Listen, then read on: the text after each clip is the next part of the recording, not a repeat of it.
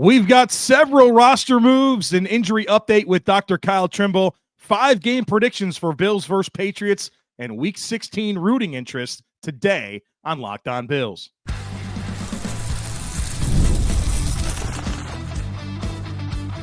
You are Locked On Bills, your daily Buffalo Bills podcast. Part of the Locked On Podcast Network, your team every day. What's up, Bills Mafia? It's Joe Marino, author of Go Bills and Buffalo's Run, also the co-host of the Locked On NFL Scouting Podcast, and I'm your host of Locked On Bills. Want to thank you for making Locked On Bills your first listen every day, and a big welcome and shout out to our everydayers. You know who you are. Those of you who never miss a single episode, we appreciate y'all being here very, very much. I'd also like to invite you to subscribe or follow for free on YouTube or wherever you listen to podcasts. We're part of the Locked On Podcast Network, your team every day. Today's episode is brought to you by Hillsdale College. Go right now to hillsdale.edu/lockedon to enroll. There's no cost, and it's easy to get started. Folks, welcome in. It's time for our last conversation before the Buffalo Bills host the New England Patriots in Week 16 and look to get that 12th win of the season. Got a lot to unpack today. We'll get to rooting interest, my 5-game predictions, Dr. Kyle Trimble on all the injuries, but we start with some roster moves. The Bills made a bunch of roster moves this week, and of course, they're always interesting to me. So, Tylan Grable is back. Bills rookie, late-round draft pick out of Central Florida, offensive lineman. He's been activated from injured reserve. Got injured earlier in the season with a core muscle injury. It's taken him some time to get back, but he's back. And I'll tell you what, I'm excited about Tylan Grable. I thought his preseason was awesome. And then on top of that, he actually started the season as the Bills' number 1 backup tackle. He was the swing tackle. He beat out Ryan Vandermark for that job to start the year. Now, I don't know what that looks like right now, given Vandermark's had some playing time and certainly has a little bit more of experience than Grable. But bottom line is Grable's back, good-looking young offensive lineman, and the future there is pretty interesting to me. I think that there's a world where Tylan Grable might be looked at as a guard, and position flexibility also huge when it comes to reserve offensive linemen. But Tylan Grable's got pretty much the exact same measurements in terms of size as David Edwards, the Bills' starting left guard. And so maybe there's a path where long-term Grable can play in that spot. He got some work at guard during training camp, and so I think it's a possibility. So I know that Dawkins and Brown are entrenched as the starting tackles, both signed to long-term contract extensions, and you're wondering, where does some of these young offensive linemen fit into the equation, whether it's Grable, whether it's Vandermark, whether it's Alec Anderson, whether it's Cedric Van Pran Granger. Well, position flexibility, and I would be thinking about just all the different pathways that exist, and be thankful that the Bills have one heck of a pipeline full of young offensive line talent with one heck of an offensive line coach and Aaron Kromer to develop it all. Now, the corresponding move to get Grable onto the roster is the release of Casey Toohill. And Casey Toohill was eventually signed back to the practice squad, and in order to make room for him on the practice squad, the Bills released defensive tackle Eli Ankou. And a lot of people are pretty fired up about Eli Ankou being dismissed. And I don't know if fired up's the word that I would go with, but I do have questions. I have a level of disappointment because Eli Ankou seems like he's a pretty good player. And certainly he helps as a run defender, and you've seen that, whether it's preseason, whenever he gets a chance to play in a game, he shows up, and for whatever reason, he just continues to be overlooked by other candidates. So much so that he's released. He was terrific. He got a chance to play in one game this year. He was terrific. And he's released. Now, he's been off and on the Bills practice squad for a number of years. So you never know what this ultimately means in terms of forever. But for whatever reason, Eli Ankou just not getting the opportunity it appears he deserves. Now, look, I don't have all the information. You probably don't have all the information. Everything's earned with the Bills. There's probably something that we don't know that makes this pretty obvious to understand. But when you think about the skill set and the player we watch, whenever he gets a chance, he looks pretty good. Casey Toohill, obviously a veteran player. I think he's an underwhelming defensive end. Gives you some value on special teams. He certainly plays extremely hard.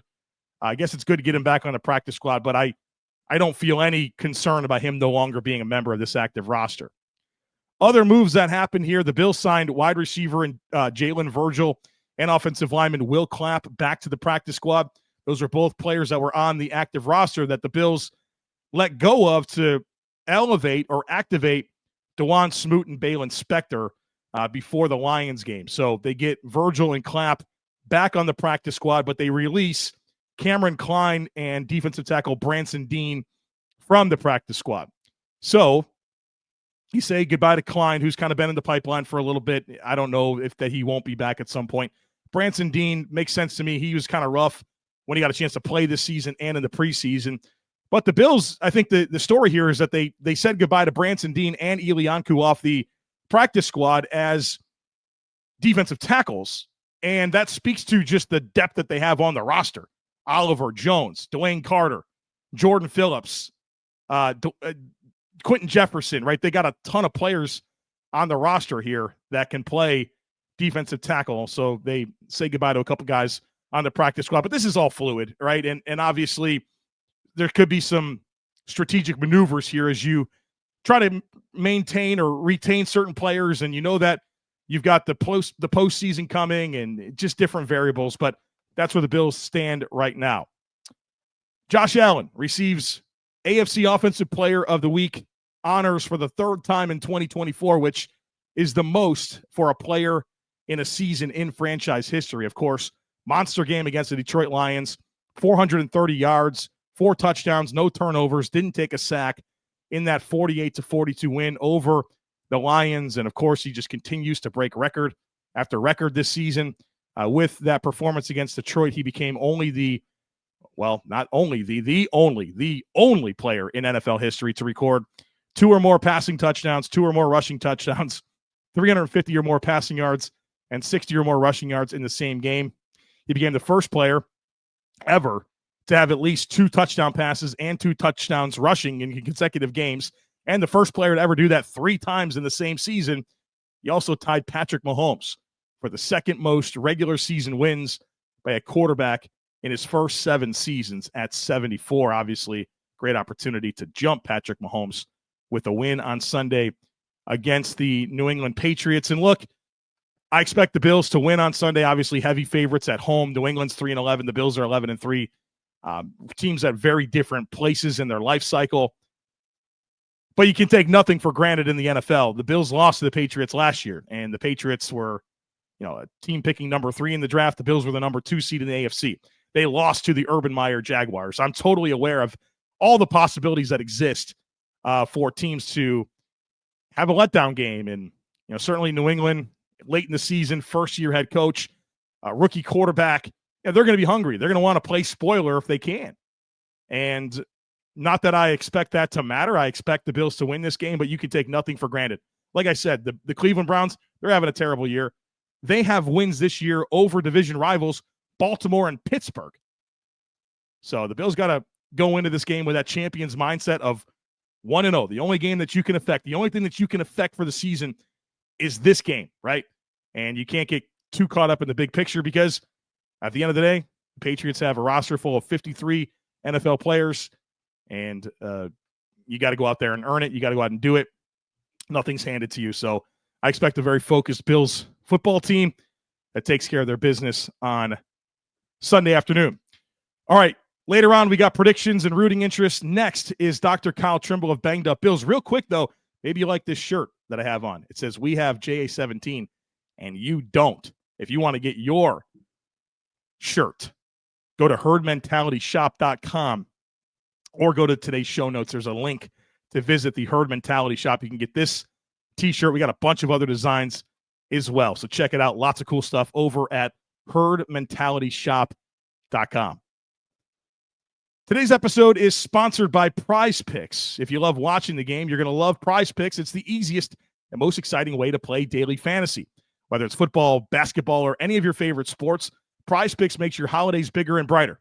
You can now win up to 100 times your money on Prize Picks. Plus, This holiday season, they're giving away $30 million in rewards during Picksmas and offering 2 free picks in December.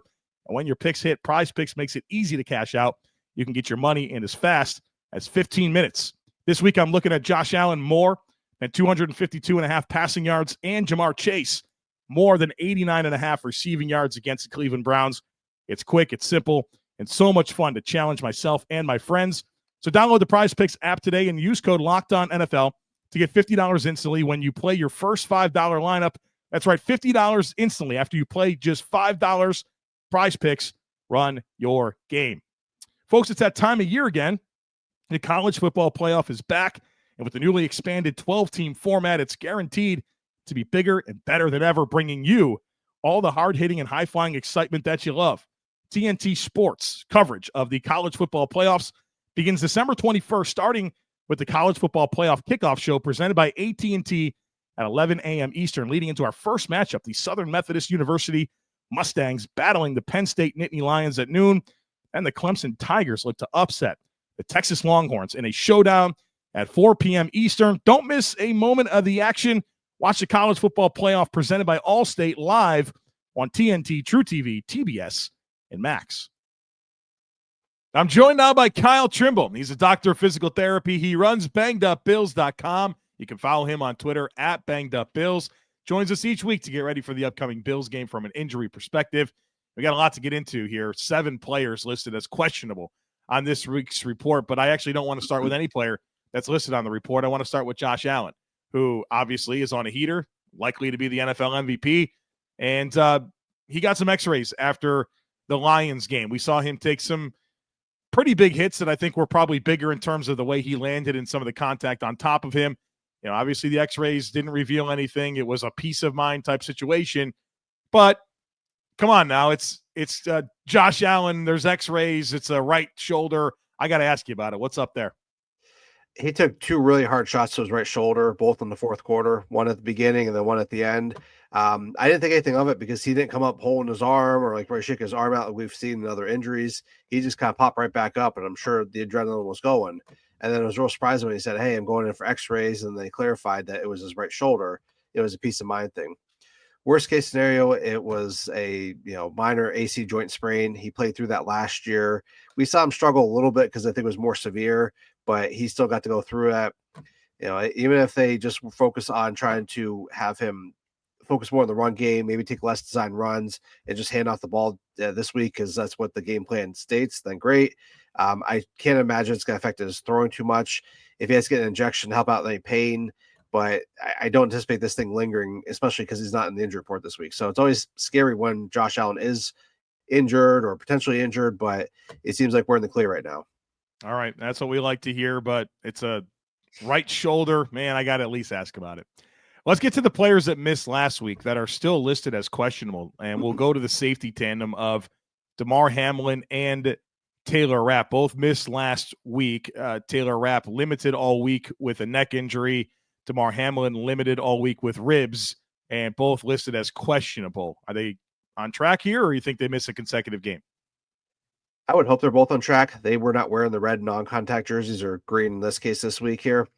So I would expect both of them to at least try to attempt to play. If I had to guess, I would imagine Rapp would miss one more week versus Hamlin, but we were tricked last week because I thought Hamlin would be good to go with his rib/back injury, and then he ended up sitting out for whatever reason. So I would hope both of them can play, and it's one of those things that if you're good enough, get out there and play. Don't hold them out as precaution.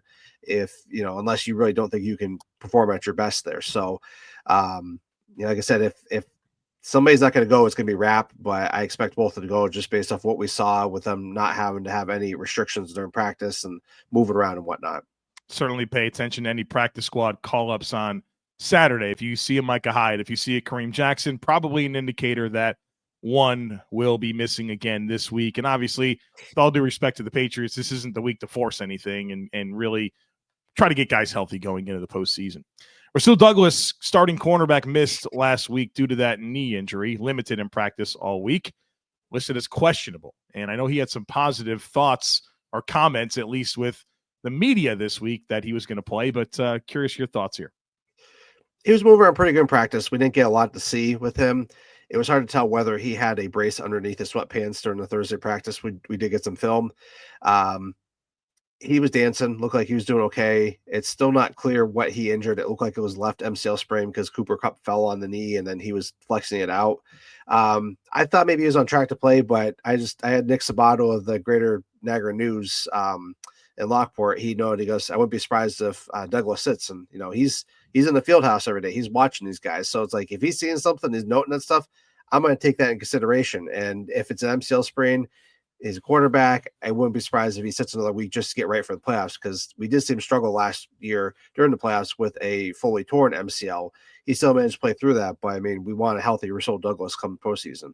Yeah, it's such an interesting variable too with Kyer Elam and everything that's baked into that situation. But this layer of the Bills showing some more appetite for man coverage, and I don't know, Kyer Elam probably gives you a little bit more in man coverage than Rasul Douglas. And what type of defense you want to be? Do you want to play the matchups? There's a lot baked into that, so we'll see how that comes to fruition. Next, we get to talk about a bunch of linebackers because, of course, the Bills only get injuries at the same time at a lot of positions. That's just a tradition that they like to do. Matt Milano, of course, welcome back, but now you have a new injury that he's dealing with, a groin that he's limited with, missed some of the game against the Lions, listed as questionable.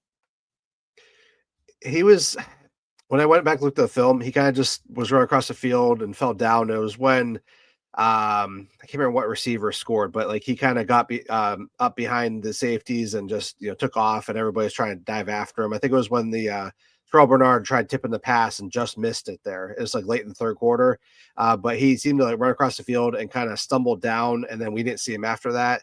And then that's where we saw Balen Spector have to go in and play, and we were seeing the defense kind of crumble a little bit there. So if it's a groin, I mean, it is a groin, but the fact is soft tissue, it's cold out. He's an older guy.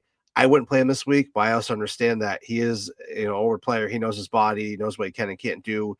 And the fact that they need to keep ramping him up, they might say, hey, get out there, maybe only certain packages, or hey, we'll get you out there and maybe limit your snaps to certain time frames or whatnot. So, or have him as a backup just in case everything else falls apart, other injuries happen and whatnot. So I wouldn't start him this week, but we'll see what they do. I mean, it's trying to play. Yes, you want to get him ready for the playoffs, but you want to keep him healthy. And it's just, we don't know how severe it is. He was moving around pretty good in practice, but jumping up and down and running around, not full speed, doesn't really tell us the full story. Right. Well, of course, complicating that situation is that Dorian Williams has an injury. If I'm not mistaken, an elbow, and he left the game against the Lions and then returned later on to finish the game, but limited all week, has a designation as questionable for Sunday. I hope that you tell me he can go. I'm pretty confident with him just because we see how the other linebackers are questionable heading in the game. He has what looked to be a hyperextended elbow. It looked like he got sandwiched between the defensive Lions player that he was trying to tackle, and then Terrell Bernard kind of fell into him by accident, and he kind of came out of the pile and was just kind of shaking his arm out, and it looked like it got hyperextended. And then he did come back in the game with the arm heavily taped up.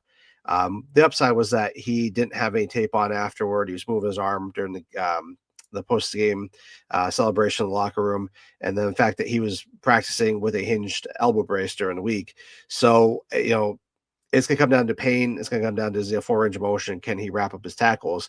We didn't see a whole lot of tackling. We never do, but I imagine he's going to try going if Milano is questionable, and so is Spector, who we'll talk about right now. Balen Spector, another injury. It's the calf again here. He just gets back off of injured reserve with the calf injury, and I'm pretty sure Sean McDermott labeled that as, when he talked about it, he said he popped the calf whenever that was originally going down in terms of practice, and he goes through the whole recovery, comes back, and this isn't a game day injury. It looks like this probably happened in practice because he had no designation on Wednesday, and then the next thing you know, limited Thursday and Friday. Balen Spector, calf injuries. What's going on? The Bills had said he injured the calf late in practice on Thursday, and then he was limited the next day. And we could see him move around a whole lot, but it just time after time after time, this guy's always dealing with something. Whether it's a groin or a hamstring or a back. I mean, it's just always something with this guy. And I know he plays hard, and you appreciate that, but it's either like are you not taking care of your body enough? Or are you just, going 0 to 100 and you're not warming up? Like, I don't know his routine to go into all that stuff, and I don't want to trash anybody, but like when you see patterns like this, it's like, hey, how dependable are you?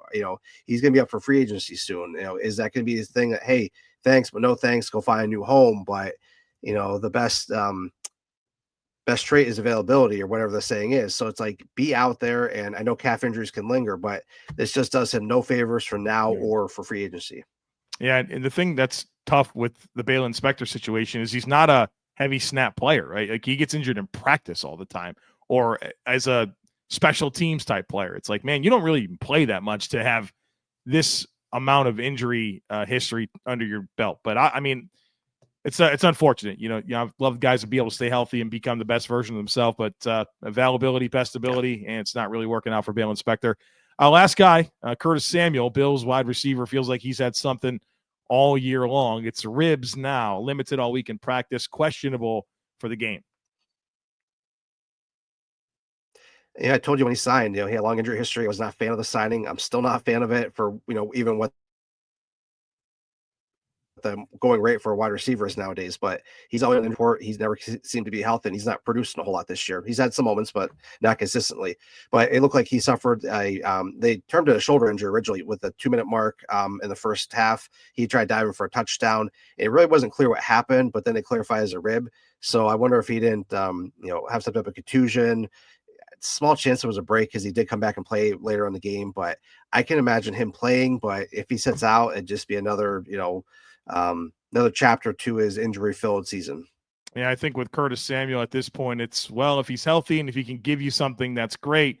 But there just hasn't been enough consistency with his availability or his role. On top of now, the rest of the weapons are healthy. It was good that for the stretch when the Bills kind of really needed him to be something, he was. But it's like, everyone's healthy. You're not very reliable. Your roles never really come to fruition. And so anything we get from Curtis Samuel at this point feels more like a bonus than anything. Absolutely. It's a shame how this goes, but it's a business. It's, these people are humans, these are people. You can't control some of that stuff. It's not Madden where you just kind of, have them say, hey, they're player 99 and turn off injuries and go win the Super Bowl. I wish it was that easy. Yeah, I would like to turn off the injuries, as a matter of fact. If we could find out how to do that, that would be great. Even though I wouldn't get a chance to talk to you on Fridays. But, That's true. That's true. That would be a good thing in the long run, though. Yeah. All right, Dr. Cal Trimble, as always, thanks for coming on, sharing your expertise. Let's do it again next week ahead of the Jets game. Absolutely. Go Bills.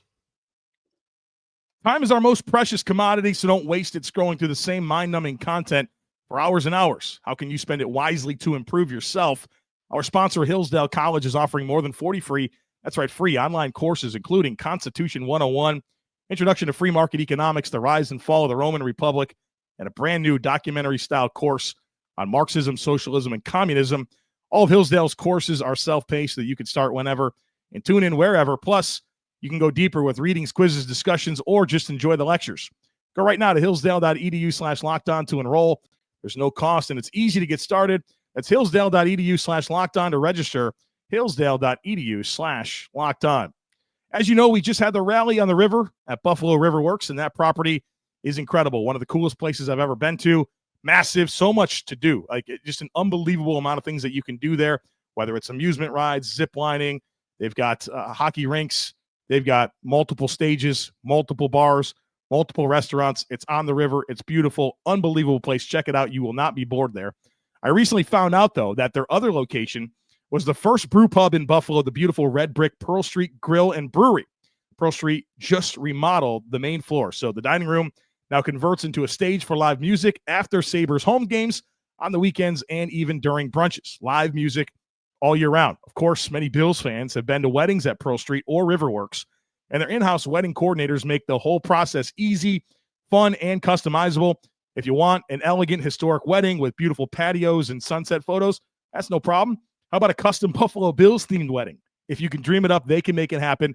And that's also true for holiday parties, corporate events, team building, casual happy hours, all kinds of events. Also, sports fans, you can reserve groups to watch the games on the big screen at Riverworks. Or if you're headed to a Sabres game this year, be sure to stop by at Pearl Street before, during, or after the game. Enjoy some live music, crispy wings, that are now in tallow. They're made in tallow instead of seed oils, which is great news. My wife is huge on that. Or one of their new OM organic beers. Those things are delicious. I've had them, and they're awesome. Really, really healthy in terms of what that could provide for you and getting rid of some bad ingredients. It's awesome. Pearl Street Grill and Brewery and Buffalo River Works, the most authentically Buffalo venues for everything from dinner to live music to your perfect wedding. PearlStreetGrill.com or BuffaloRiverWorks.com. All right, folks, it is prediction time. We're going to talk rooting interest. So I have 5 predictions for you for the Bills against the New England Patriots on Sunday, 4:25 p.m. Eastern time. Don't forget that. This game was originally scheduled for 1 o'clock. When I got to wait longer, 4:25 p.m. Eastern time. My first prediction, the Bills score 30 or more points. If they do so, that will be a new NFL record, 9 straight games of 30 or more points. Never been done before. 5 teams have done it 8 times. No teams have done it 9. The Bills get that done on Sunday. And if you'd like, FanDuel actually has the Bills projected team points at 30.5. So if you think they get like 31 more points, you can get in on that, and I certainly am. Number 2, I'm predicting 400 yards of offense for the first time for the Bills at home this year.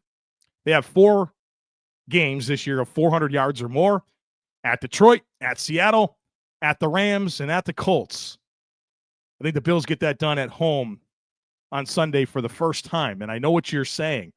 Well, there's 3 covered stadiums. The Josh Allen stats are so much better when he gets to play inside. Well, yeah. Come on, right? 1 + 1 is 2. That doesn't mean that it's not a major, major, major advantage to have Josh Allen as your quarterback in the elements. So don't get all crazy there. I'm pro playing football outside, so the stats aren't as pretty, but it's absolutely a benefit to the Bills. But put me down for the Bills' first 400-yard game of offense at home. Number 3, I predict that Von Miller gets a sack. His last sack was against Kansas City. Since coming back from suspension, he only has 1 sack. That said, he's playing pretty well. I'm pretty satisfied with the player I'm watching on tape. I think he makes an impact. I think his run defense has actually been really good this year, and his pass rush has been pretty consistent. And this right tackle for the Patriots, horrible player. I've never seen a guy really struggle like this. Maybe I have in preseason, but he's just not a serious player at right tackle. Von Miller should eat this guy up. Greg Rousseau should eat this guy up. Demontre Jacobs. Put me down for a Von Miller sack. Number 4, this could be one of the most unique predictions I've ever given you. And if you are part of our Substack, which I'd love you to be part of our Substack, there's a link in today's show notes to join that. I'm writing articles, 4 posts a week at least. You get my big picture thoughts column after every Bills game. You get the all 22 review clips. This past week, it was 45 minutes of me breaking down clips from the Bills-Lions game, showing the plays, talking over with voice commentary. You get that. You get our weekly scouting matchup preview and a weekly column on Josh Allen. I write an article every single week on Josh Allen specifically, where I dive into all of his metrics. And something that I've been tracking this year that has been crazy, but is peaking in terms of it's blowing my mind. And I'm going to predict that this crazy stat comes to an end. Here it is. The prediction is that Josh Allen will have his first passing touchdown in 2024 that covers more than 20 air yards. So from the line of scrimmage to the depth of target, that distance will be more than 20 yards. Josh Allen does not have a single touchdown pass this year that has covered more than 20 air yards. And here's why that's crazy. Among the 24 quarterbacks with at least 20 deep throws, which are 20 yards, 20 air yards or more, 24 quarterbacks with at least 20 deep throws. Allen is the only one to not have a touchdown pass on one of those throws. Every quarterback with at least 25 attempts of 20 or more air yards has at least 2. Allen is one of 10 quarterbacks with at least 50 deep attempts, and the other 9 have at least 5 touchdown passes on deep throws. I think Josh Allen, this is crazy. This has gone on too long. His first touchdown pass of 20 or more air yards happens on Sunday. And now, look, if you're looking to measure this, it's not where he releases the ball. So if he drops back 10 yards, behind the line of scrimmage and he throws it 15 yards beyond the line of scrimmage, that doesn't matter. It's from the line of scrimmage to the depth of where the ball is caught. So I think it happens this week. And look, Patriots haven't been giving up a ton of deep touchdown passes. So this would be a bit of an outlier because I think they've only given up a couple this year. And then lastly, I do think the Bills win. They get their 12th win of the season.